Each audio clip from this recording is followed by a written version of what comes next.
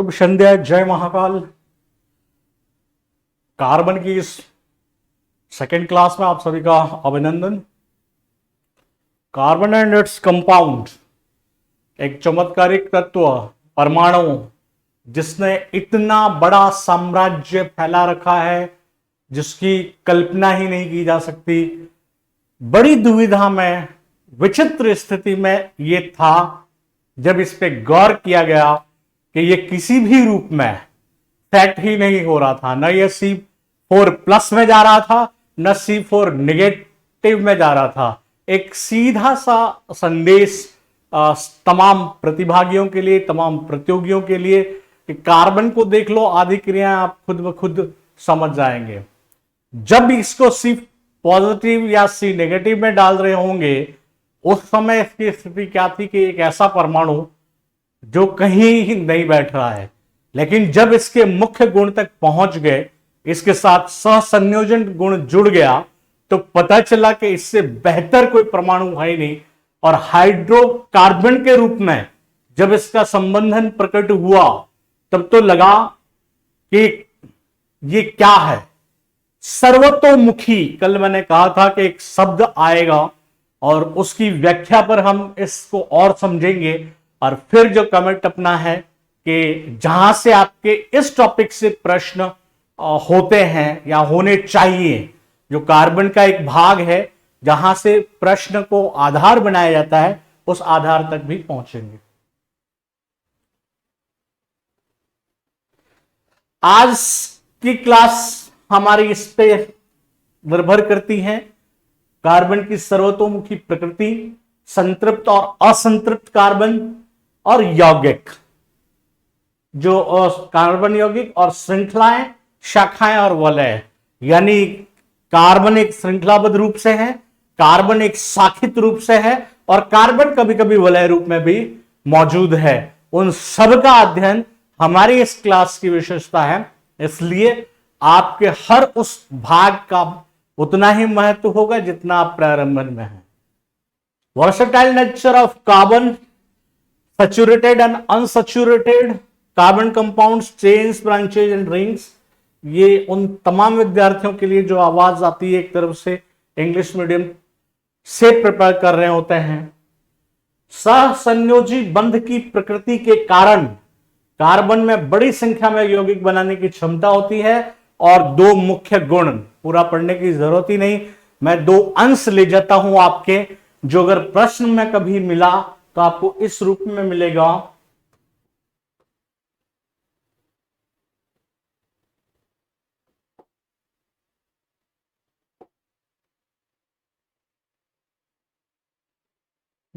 Carbon यौगिकों में श्रृंखलन का गुण, मतलब चेन, लंबी श्रृंखला बनाने का एक अद्भुत अद्भुत गुण इसमें मौजूद है। दूसरा, इसकी संयोजकता 4 होती है। बस ये दो मेन कैरेक्टर है, बाकी सब इसके इर्द गिर्द घूम रहे हैं। पहला श्रृंखलन, और दूसरा एक कैटनेशन और वैलेंसी ऑफ 4। ये कार्बन की वैलेंसी 4 होगी संयोजकता, और दूसरी जो ये इसका श्रृंखलन या कैटनेशन का गुण है, वो दो अद्भुत गुण हैं जिसके आधार पर कार्बन बहुत कुछ दिखाएगा, और हम देखते हैं।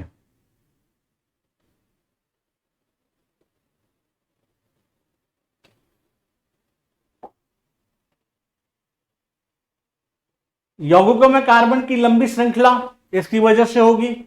विभिन्न शाखाओं वाली श्रृंखला में व्यवस्थित कार्बन, और कार्बन की वलय, कार्बन के परमाणु 1, 2 और 3 आबंध से जुड़े हुए रहेंगे। जब हम इसको विस्तृत रूप से लेंगे तो ये आबंध की थ्योरी अपने सामने आ जाएगी।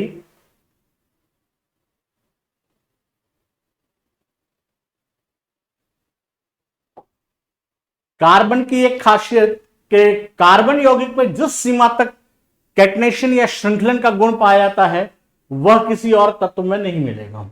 ये इसकी खासियत है कार्बन की।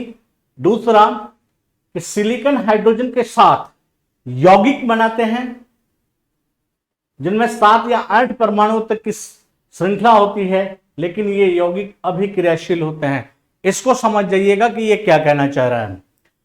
हम एक तरफ पढ़ते हैं कि कार्बन में श्रृंखलन पाया जाता है, ये इसका अद्भुत गुण है, तो हमें प्रत्युत्तर में एक सामने की चीज दिखाई देती है कि सिलिकॉन भी मौजूद है प्रकृति में, जो एक लंबी श्रृंखला बनाता है। कई बार वो जो अपने श्रृंखला की परिसीमा बढ़ाता बढ़ाता 8 परमाणु तक भी पहुंच जाता है, लेकिन दुविधा है वहां पर। वो इतनी लंबी श्रृंखला को बना तो लेते हैं, मेंटेन नहीं कर पाते, क्योंकि उनकी अभिक्रियाशीलता वहां जो उनकी है बड़ी तीव्र हो जाती है, जो अपने अस्तित्व को बनाए रखने में उतना आसान नहीं पाते हैं जितना कार्बन के साथ जो सहसंयोजी बंधे होते हैं वो। कार्बन कार्बन आबंध जो अत्यधिक प्रबल होता है, ये स्थायी होते हैं।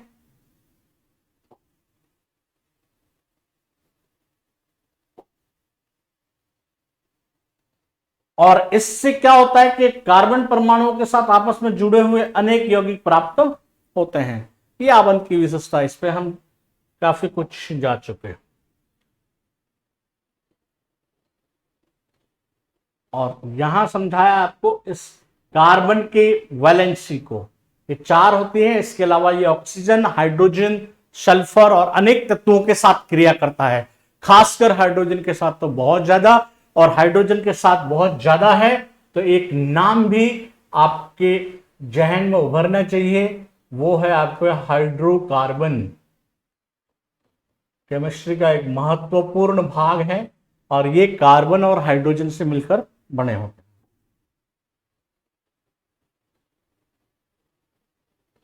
हैं।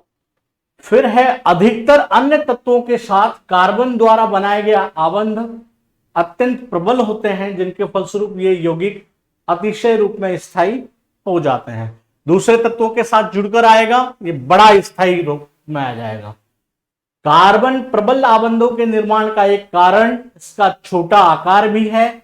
इसके कारण इलेक्ट्रॉन के सहभागी युग्मों को नाभिक मजबूती से पकड़े रहता है और बड़े परमाणुओं में यह संभव नहीं होगा, क्योंकि एक बार वापस देख लीजिए आप कि कार्बन की स्थिति क्या है। ये इसका आकार हो जाएगा,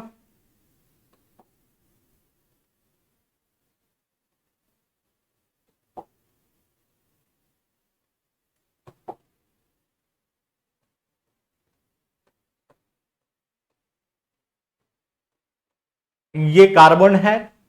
तो इस छोटे से परमाणु के साथ जब सहसंयोजी के रूप में आता है तो इसकी पकड़ जो होती है, इसकी न्यूक्लियस की पकड़, नाभिक की पकड़ जो होगी या नाभिक के आकर्षण होगा, आकर्षण बल काफी तेज होगा, तो वो उसको मजबूती से थामे रखता है।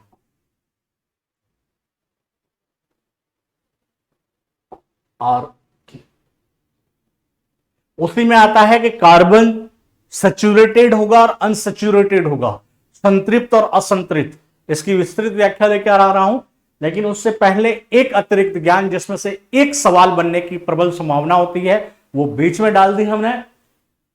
पहले यह समझा गया था कि कार्बन यौगिक जो है वो सजीवों में ही निर्मित हो सकते हैं, लेकिन प्रकाश और इसको उस समय प्रकाश संश्लेषण के लिए एक आवश्यक घटक भी माना गया, जो जीवन शक्ति के रूप में विटल पावर माना गया था इसको, और विटल फोर्स के रूप में स्वीकार्यता मिली कि ये जो है कार्बन यौगिक एक विटल फोर्स का काम करता है, जीवन शक्ति प्रदाता है, इसलिए आवश्यक है। लेकिन एक वैज्ञानिक आए, उनका नाम था फ्रेडरिक वॉहलर। इन्होंने अमोनियम साइनाइड से यूरिया बनाकर इसे असत्य प्रमाणित कर दिया। अमोनियम साइनाइड से यूरिया बनाने पर बहुत सारे प्रश्न हो चुके हैं रसायन जगत से रिलेटेड टॉपिक जो भी कंपटीशन में आया है, क्योंकि ये मूत्र निर्माण की कृत्रिम विधि है। मूत्र निर्माण की कृत्रिम विधि है, जहां अमोनियम साइनाइड से लेबोरेटरी के अंदर यूरिया बना दी गई। और ये बनाने के बाद फ्रेडरिक वॉलर ने ये जो विटन फोर्स की थ्योरी चल रही थी उस थ्योरी को खत्म कर दिया। और हम ये जानते हैं कि जो आपके अभी भी केमिस्ट्री में हम जो कार्बाइड पढ़ रहे हैं, कार्बोनेट पढ़ रहे हैं या बाइकार्बोनेट पढ़ रहे हैं, वो सारे कार्बनिक रसायन के अध्ययन ही पढ़ रहे हैं। तो उस समय की जो ये कहानी थी कि विटल फोर्स माना गया था, जीवन शक्ति मानी गई थी कार्बन यौगिक को, वो उसके विरुद्ध जो प्रमाण दिया वो फ्रेडरिक वॉलर थे। और प्रयोग क्या था? अमोनियम साइनाइड से यूरिया का निर्माण ये प्रयोगशाला में कर दिया गया था।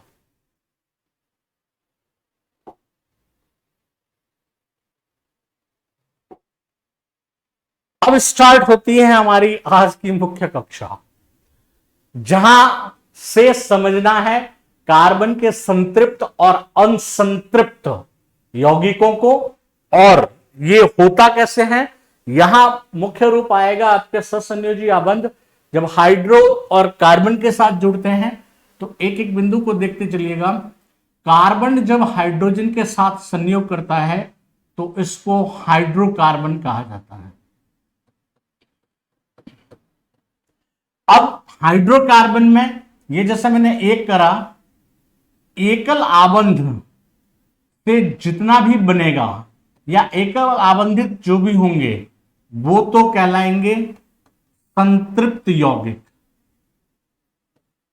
एकल आबंधित जितने भी होंगे वो होंगे संतृप्त आयन, और जो द्विबंधित होंगे, द्वि आबंध से जुड़े होंगे या त्रि आबंध से जुड़े होंगे वो सब होंगे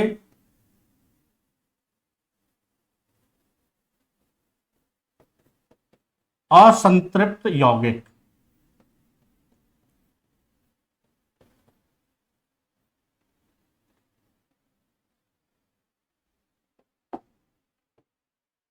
इसको जरा सा बाइलिंगुअल कर दें अपन,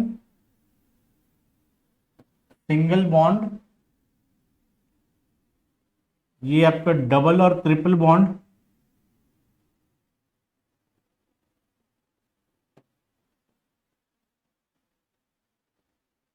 ये हो जाएगा सैचुरेटेड कंपाउंड, और ये हो जाएगा आपका अनसैचुरेटेड कंपाउंड।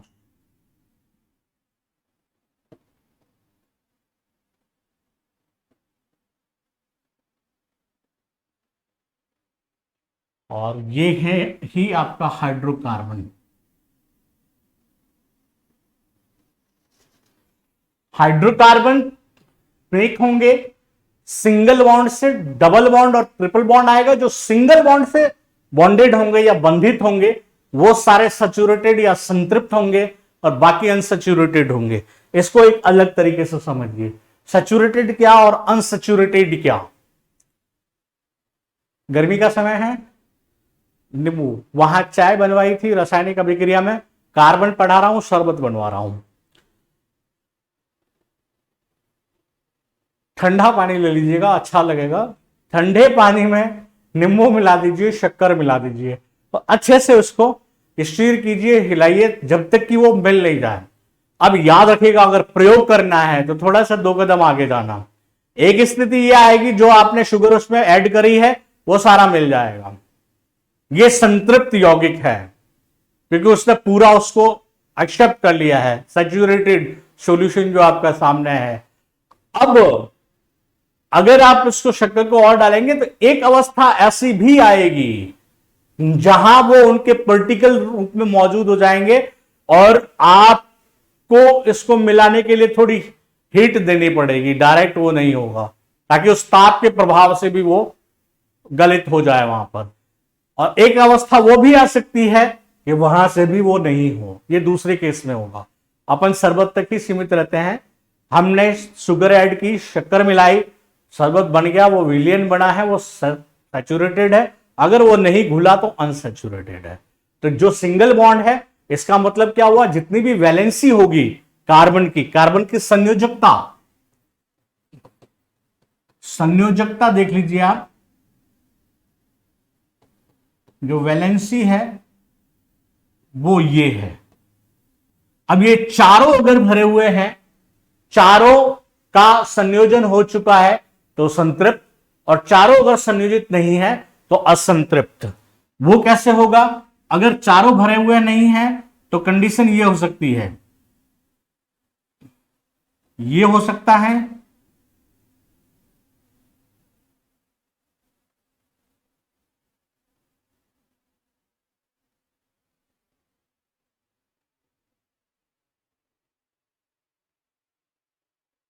ये अनसैचुरेटेड और एक ट्रिपल में आ जाएगा जब ये कार्बन कार्बन के बीच फिल्ड होगा। ये कार्बन और हाइड्रोजन के बीच बंध से बता दिया, और कार्बन कार्बन के बीच जो दो के बीच संयोजन होगा उसको हम फिर एक विस्तृत रूप से पढ़ेंगे, जिसमें ये इसका पूरा पूरा विवेचना आ जाएगी। और वो विवेचना क्या होगी वो देख लेते हैं।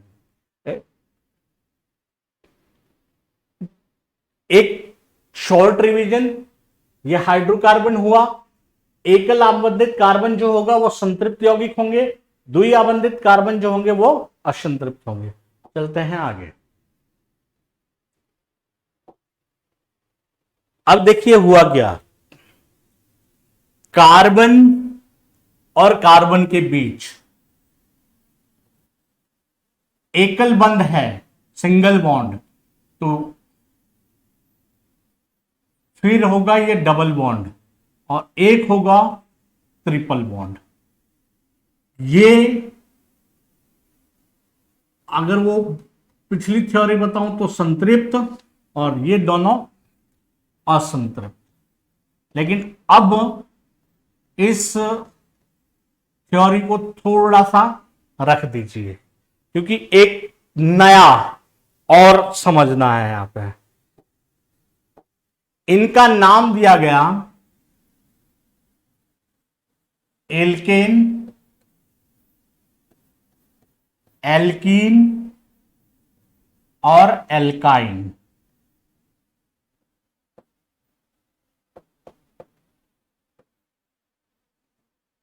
Alkene, alkene and alkyne. Hydrocarbon में कार्बन कार्बन के बीच जो सिंगल बॉन्ड होगा या एकल बंध होगा वो एल्केन, डबल बॉन्ड या द्विबंध होगा वो एल्कीन, और जो ट्रिपल बॉन्ड होगा वो एल्काइन है। यहीं पे वो कहानी बोल रहा था कि महाराणा प्रताप के बचपन का नाम यदि आपको याद नहीं है तो होना चाहिए, क्योंकि राजस्थान ही नहीं वरन पूरे भारत के इतिहास में स्वाभिमान का ये एक चैप्टर भारी पड़ता है। आपके बचपन का नाम कीका था, और हमें ये काम यहां पर आते हैं जब इनको लगातार पता होना चाहिए हमें एल्केन, एल्कीन और एल्काइन। जब मैं उस लाइन को पूरा बोलता हूं कि महाराणा प्रताप के बचपन का नाम कीका था, तो महाराणा प्रताप के और ये कीका, ये तीन शब्द मुझे बरसों बरस से एल्केन, एल्किन और एल्काइन की सीरीज को कभी डिसऑर्डर नहीं होने देते।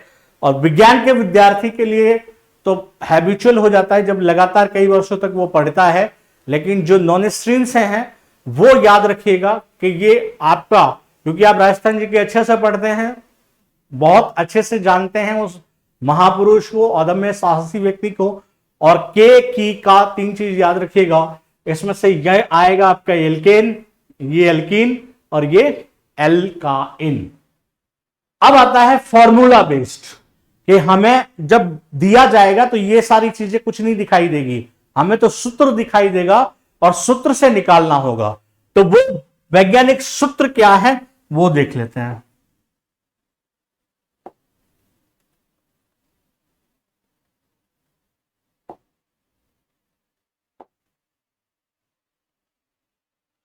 वो सूत्र है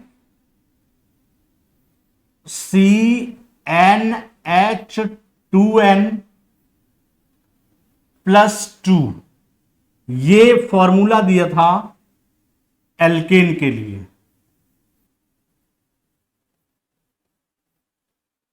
और दूसरा फॉर्मूला आया CnH2n -0 एल्कीन के लिए। और तीसरा फॉर्मूला आया CnH2n -2, ये एल्काइन के लिए। इनकी जरूरत कहां पड़ेगी वो समझ जाइएगा, इतना डीप आपसे ले जाना नहीं है, केवल एक सूत्र पूछकर आपको छोड़ सकते हैं, क्योंकि ये सीधा संपर्कित है उस सब्जेक्ट से या उस कंटेंट से। इसके आधार पर हमें वहां पे पहचान करनी होती है। पहले मैं आपके इसको क्लियर कर दूं, ये हम इस फॉर्मूले को इस तरीके से याद रख सकते हैं, ये कार्बन, कार्बन के जितने अणु होंगे हाइड्रोजन के उससे दुगुने अणु होंगे, ये आपका फॉर्मूला हो गया। आप जो पढ़ रहे हैं हाइड्रोकार्बन का सूत्र या आपके एल्कीन, एल्केन और एल्काइन का सूत्र जो पढ़ रहे हैं, उन सब के लिए केवल इतना याद रखिए कि कार्बन के जितने अणु होंगे हाइड्रोजन के उससे दुगुने अणु। अब इसके ऊपर चले जाइए तो +2 लगा दीजिए, और इसके नीचे आ जाओगे तो -2 लगा दो। थोड़ा सा ज्ञान इस्तेमाल करें। CnH2n +2, CnH2n -2, ये याद रखना है आपको। मतलब कार्बन के, हाइड्रोकार्बन का जो फॉर्मूला है उसमें हम कार्बन के जितने अणु होंगे हाइड्रोजन का उससे दुगुना होगा। ऊपर जाएंगे +2 जुड़ेगा, नीचे जाएंगे -2 जुड़ेगा। अब उस क्रम को याद कर लीजिए, एल्केन, एल्कीन और एल्काइन। एल्केन,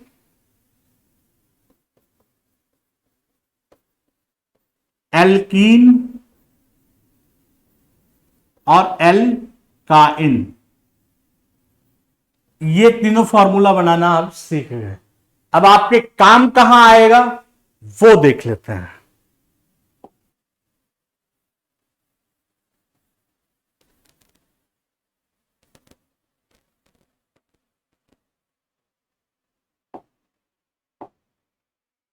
अब ये आएगा CnH2n +2। अपन पहले से एल्केन के उदाहरण से देख लेते हैं। कार्बन 1 और यहां हो जाएगा ये 1 लिखने की जरूरत नहीं है, तो CH4 ये आ गया आपका।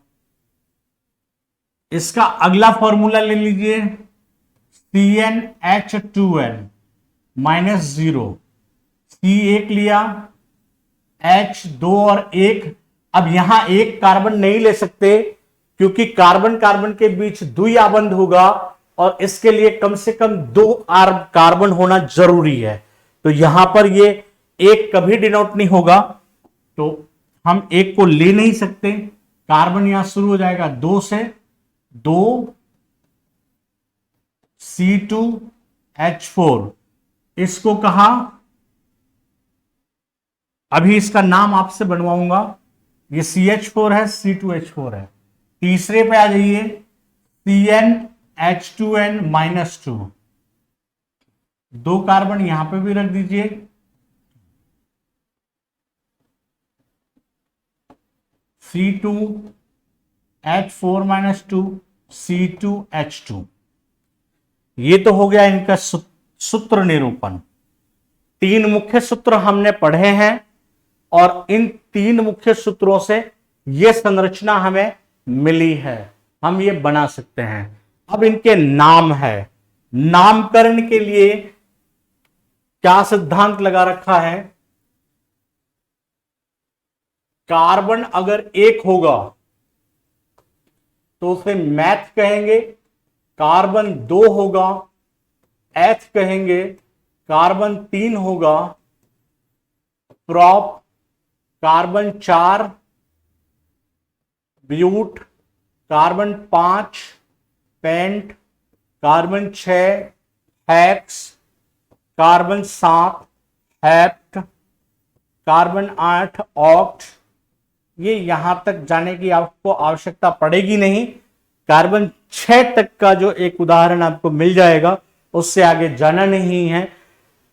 अब क्या होगा कि ये बेसिक्स हैं कार्बन की, जो मैथ एट, इसमें जो फॉर्मूला आप लगाएंगे एल्केन, तो इसका प्रत्यय रूप में केन जो है वहां ये एन, इसका एन जुड़ जाएगा मेथेन, इसका इन जुड़ जाएगा क्योंकि ये एल्कीन है, तो इसका इन जुड़ जाएगा वो मैथीन एथीन बनाने के लिए, और इसका एल्काइन का आइन जुड़ जाएगा और मैथ एथेन का एथाइन हो जाएगा। अब इनके नामकरण देख लीजिए, यहां पे CH4 था, यानी ये CH4 इस फॉर्मूले को कंप्लीट कर रहे हैं। कैसे पता लगा? कार्बन 1 और पहला फॉर्मूला क्या है, CnH2n+2, कार्ब हाइड्रोजन को दुगुना किया, 2 दूनी 4,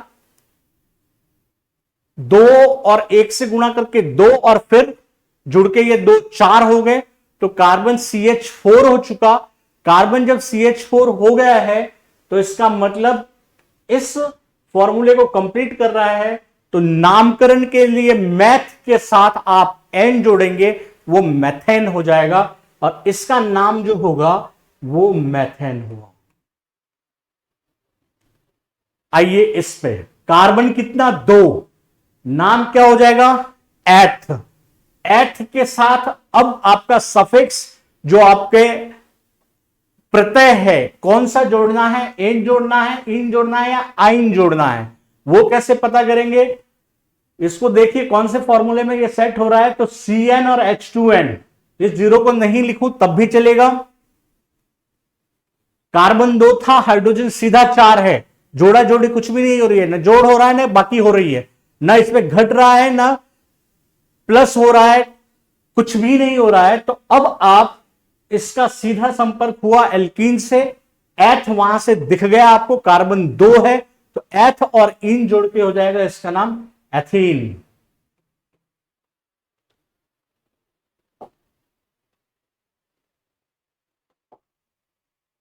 यहां पर C2H2, C2 था, 2 का डबल हो गया 4, 4 में से माइनस हो गया 2, तो C2H2 हो गया। इसका मतलब ये इसको डिनोट कर रहा है, तो अब इसका सफिक्स क्या यूज होगा, आइन, तो इसका नाम हो जाएगा एथाइन। ये हो गया आपके नामकरण तक। नामकरण के अगले भाग में इसका स्ट्रक्चर जब आप देखोगे तो उस स्ट्रक्चर से आपको और भी क्लियर हो जाएगा कि यह स्थिति क्या बन रही है। मैथेन को जो संरचनात्मक रूप से प्रकट कैसे करेंगे,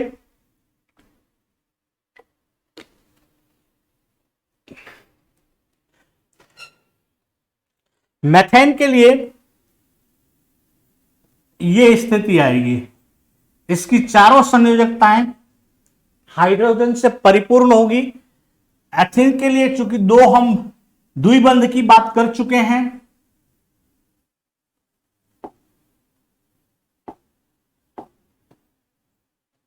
तो हाइड्रोजन इस अंदाज में जुड़ेंगे इसमें। और तीसरी कंडीशन में कार्बन कार्बन के बीच ये ट्रिपल बॉन्ड होगा, तो दो हाइड्रोजन जो है वो सिंगल बॉन्ड से जुड़े हुए होंगे। ये इसके संरचनात्मक संगठन है या संरचनात्मक आप इकाई कह सकते हैं, किसकी, मैथेन की, एथीन की और एथाइन की। कार्बन को बढ़ाएंगे वैसे ही इसका नाम आगे चला जाएगा। रिपीट कर दो, ये नामकरण अब इस रिलेटेड ये एक बड़ा मायावी संसार है कार्बन जगत का, इसीलिए कहा था कि ये कार्बन का जादू है। आपको इसमें उलझने की आवश्यकता नहीं, आपको अपने तौर पे क्या क्या चीजें होनी चाहिए जो बड़ी आसान है, वो ये है कि एल्केन एल्किन और एल्काइन का सूत्र आपको ध्यान होना चाहिए। वापस रिपीट कर दूं, कार्बन जितने होंगे हाइड्रोजन उसका दुगुना होगा। इसको जब पेपर पे लिखोगे तो कैसे लिखोगे, C1H2 या C2H4 या CnH2n लिख दो। CnH2n लिखा, अब आप ऊपर जाए प्लस कीजिए, नीचे जाएंगे माइनस कर दीजिए, आपके एल्केन का भी फॉर्मूला आ गया, इधर एल्काइन का फॉर्मूला आ गया। जो आपने लिखा था बीच का वो एल्कीन है। और महाराणा प्रताप के बचपन का नाम कीका था, तो प्रताप के और की का ये तय कर रहा है एल्कीन और एल का इन को। इस तरीके से ये क्लियर हो जाता है। ये मेथड आपके फॉर्मूला है तो आपको पता होना चाहिए कि ये एल्केन है। और क्यों पता होना चाहिए, क्योंकि ये सारे सिंगल बॉन्डेड है। अब यदि यहां से पूछ लिया जाए कि इसमें संतृप्त यौगिक है, तो संतृप्त यौगिक और असंतृप्त यौगिक के लिए आपने एक डाला है, शरबत को भूल जाइएगा। संतृप्त हो चुका ये हाइड्रोजन सिंगल बॉन्डेड है, चारों वैलेंसी, चारों जो संयोजकताएं हैं वो इसकी फुलफिल हो रही है। इसका मतलब ये संतृप्त यौगिक में आ रहा है और ये दोनों ही असंतृप्त है। इन दोनों की असंतृप्तता को इनका बंध दिखा रहा है। द्विबंधित असंतृप्त, त्रिबंधित असंतृप्त, सिंगल बॉन्डेड संतृप्त।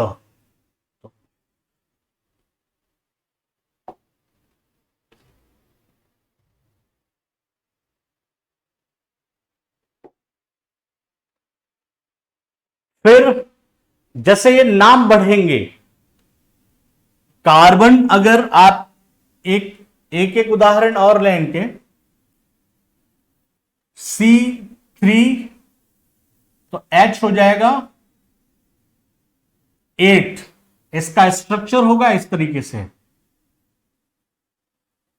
ये 3 कार्बन और इसकी संयोजकता को पूरा कर लें, ये इसकी संयोजकता पूरी हो रही है। ये 3 कार्बन पे 8 इलेक्ट्रॉन लग गए। अब इसका नाम तय कर दीजिए। कार्बन कितने हैं, 3। पहले कार्बन, एक कार्बन हो तो मैथ, 2 कार्बन हो तो एथ, 3 कार्बन हो तो प्रॉप। प्रॉप तक तो हम पहुंच गए। अब इसमें बॉन्ड कितने हैं कार्बन कार्बन के बीच, सिंगल। एकल बंध है तो सीधा एल्केन चला गया। और एल्केन को 2 तरीके से जस्टिफाई करेंगे, CnH2n+2 तो C3 था, C3H8, ये इस फॉर्मूले को डिनोट कर रहा है। इसका मतलब एल्केन है। और एल्केन है तो यहां 3 कार्बन की वजह से प्रॉप है और एन हो जाएगा प्रोपेन। 4 होगा तो ब्यूट हो जाएगा ब्यूटेन। अब एक स्ट्रक्चर ये जो अभी आया था आपके CH C2H2 वाला, तो बहुत काम की चीज है, होशियार है, उसे बड़े अच्छे से समझेंगे। अति विशिष्ट में 2 बातें बताऊंगा कि ये श्रृंखला रूप में भी आ जाता है, श्रृंखला और वलय। श्रृंखला और वलय क्या, इसको आप बड़े अच्छे से जानते हैं। और इसको इस रूप में नहीं, इस रूप में बता देते हैं अपने को, जिस रूप में जरूरत पड़ेगी। ये कार्बन, ये कार्बन, ये कार्बन,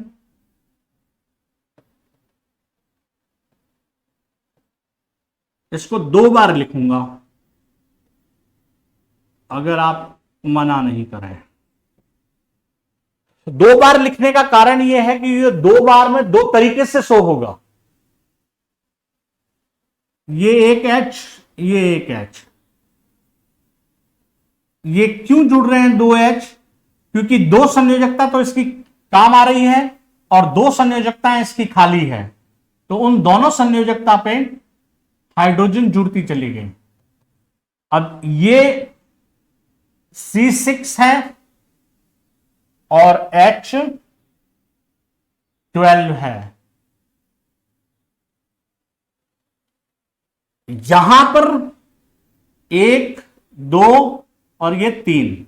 अब देखना कार्बन की 2 संयोजकता, ये एक संयोजकता ये भरी हुई है, एक संयोजकता खाली है जहां हाइड्रोजन जुड़ेगा। इन सब में एक एक संयोजकता खाली बच रही है जहां अपना हाइड्रोजन जाके जुड़ गया है। अब इसका जो स्ट्रक्चर बना वो C6H6 बना है। दोनों को गौर से देख लीजिएगा। वलय में है इसलिए इसको वलय संरचना कह सकते हैं या चक्रिक संरचना कह सकते हैं, दोनों ही रूप में। आपके रिंग स्ट्रक्चर में आ गया ये बेंजीन के नाम से जाना जाता है, इसको साइक्लोहेक्सेन कहते हैं। बेंजीन, साइक्लोहेक्सेन, दोनों में फर्क फर्स्ट ग्रेड के पेपर में क्वेश्चन पूछना चाहे तो एक बेहतरीन क्वेश्चन हो सकता है। दोनों का चित्र दे दें और इसमें एक अंतर पूछ लीजिए, और बड़ा अच्छा सा अंतर है। इस चित्र को देख, अब तक जो पढ़ाया है इस क्लास के स्टार्ट से लेके और बीच के कई अंश तक उसको बड़े अच्छे से समझा दिया है। अगर बेहतर है इसका उत्तर आप निकालें। C6H6 और C6H12 एक बड़ा अंतर सामने दिख रहा है, ये द्विबंधित है और ये बंधित है। जो सिंगल बॉन्डेड है, एकल आबंधित, वो संतृप्त यौगिक है, ये असंतृप्त यौगिक है। तो जो हमारा बेंजीन है, बेंजीन वलय, वो तो है असंतृप्त यौगिक। और जो आपके साइक्लोहेक्सिन है वो है संतृप्त यौगिक। नाम दोनों का लिख देता हूं यहां पे, साइक्लोहेक्सेन। और मुझे नहीं लगता कि यहां से कोई तीर लगाना पड़ेगा आपको ये बताने के लिए कौन कौन सा है। ये बेंजीन और ये आ गया साइक्लोहेक्सेन। वो बेंजीन असंतृप्त, ये संतृप्त। संरचना कैसी? चक्रीय संरचना। तो इस तरह से कार्बन का एक महत्वपूर्ण भाग जो एल्केन एल्किन एल्काइन का था, जहां से निश्चित रूप से आपके प्रश्न होने चाहिए। और वापस कहूंगा कि अथाह समुंदर है, मोती केवल 3 से 5 ही चुनने हैं। तो निश्चित रूप से एक बड़ी चुनौती होती है क्योंकि पेपर सेटर है, उथला हुआ क्वेश्चन भी आ जाए और गहराई को भी माप लें, दोनों ही शर्तें होती है। और दिल से दुआ तो यही है कि 8 से 10 सवाल बने और हम वो सारे करके आए। तो ये हो चुका है। अब कार्बन के जो भी बच रहा है उन सब अंशों के साथ कल की संध्या हम अंतिम करते हैं, और प्रयास करूंगा कि क्वेश्चन का स्वरूप भी कल ही उसके साथ ही ऐड करके ले आऊं, ताकि फिर हम दूसरे भाग पर पहुंच सके और एक अच्छा जो फ्लो है हमारी स्टडी का बना रहे। बेस्ट विशेष the fastest educational growing channel पर आप सभी के लिए अग्रिम शुभकामनाएं। जय हिंद, जय भारत।